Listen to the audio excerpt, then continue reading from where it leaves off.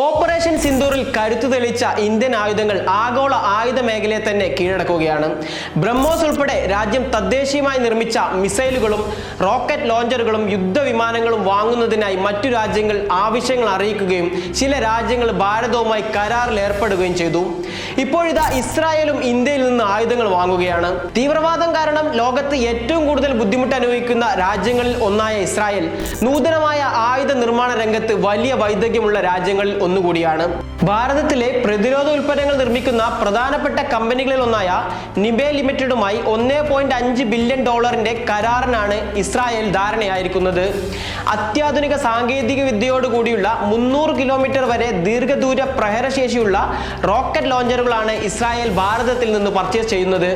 ഇസ്രായേലിനെ പോലുള്ള ഒരു രാജ്യം ഭാരതത്തിലെ ആയുധങ്ങളിൽ വിശ്വാസം അർപ്പിക്കുന്നത് ആഗോളതലത്തിൽ തന്നെ പ്രതിരോധ ഉൽപ്പന്ന നിർമ്മാണ മേഖലയിൽ ഇന്ത്യക്ക് വലിയ ഉത്തേജനം നൽകും. നരേന്ദ്രമോദി എന്ന ദീർഘദൃഷ്ടിയുള്ള നേതാവിന് കീഴിൽ മേക്ക് ഇൻ ഇന്ത്യ പ്രൊഡക്റ്റുകൾ ലോക വിപണി കീഴടക്കുന്ന അമൃതകാലത്തിലൂടെയാണ് ഭാരതം അതിവേഗം സഞ്ചരിക്കുന്നത്.